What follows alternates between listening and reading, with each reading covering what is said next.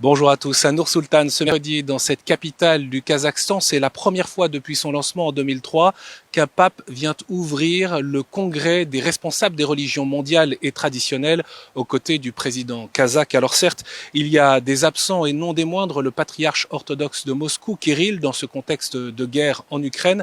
Mais cette image vaudrait quand même une carte postale, cette immense table ronde avec les 80 responsables de délégation des chrétiens, juifs, musulmans, bouddhistes, hindouistes, taoïstes, zoroastristes, shintoïstes, selon l'expression du pape François, tous filles et fils du même ciel.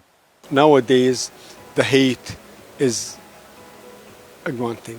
So we need to learn from each other. We need to build those bridges between our different partners, let me say, and brothers and sisters. Every day I think of the persecuted Christians. It is vital that I carry those Christians in my heart to a meeting like this. We do not hide away the real problems. I also stand, for example, with Rohingya Muslims in China, with those in Myanmar who've been persecuted. And then when we do that together, we share a concern for those who lack freedom of belief across all faiths. Then I think we begin to understand how to engage with those of other faiths who suffer. Pour répondre à la soif de paix du monde et à ces questions existentielles, le monde a besoin de religion authentique, l'âme éveillée et l'esprit lucide, selon l'expression du poète et sage musulman Abai, longuement cité par le pape François. Et il faut que ces religions prennent toute leur place dans nos sociétés.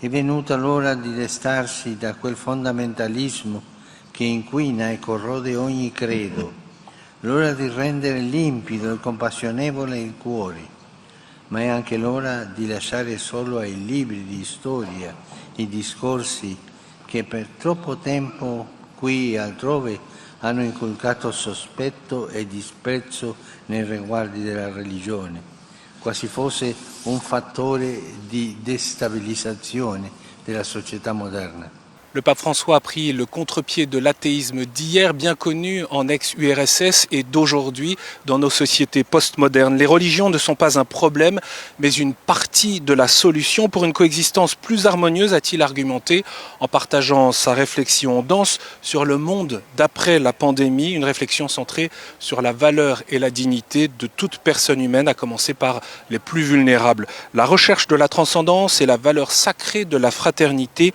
peuvent inspirer et éclairer les choix à prendre dans les crises géopolitiques, sociales, économiques, écologiques et même venir au secours des démocraties en péril.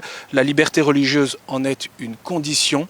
Le pape en a rappelé les contours devant une assemblée composée de très nombreux responsables musulmans. La libertà religiosa è un diritto fondamentale, primario e inalienabile, che occorre promuovere ovunque e che non può limitarsi alla sola libertà di culto. È infatti il diritto di ogni persona a rendere pubblica testimonianza al proprio credo, proporlo senza mai imporlo. Au Kazakhstan, le contrôle des religions a été durci par crainte du fondamentalisme islamiste. La liberté religieuse est confinée en quelque sorte dans les lieux de culte. Mais la venue du pape a permis, une fois n'est pas coutume, une grande célébration eucharistique en plein air sur le site futuriste de l'exposition universelle de 2017. De la croix du Christ, nous apprenons l'amour et non la haine, a dit le pape aux fidèles du Kazakhstan et des pays voisins réunis en la fête de la croix glorieuse.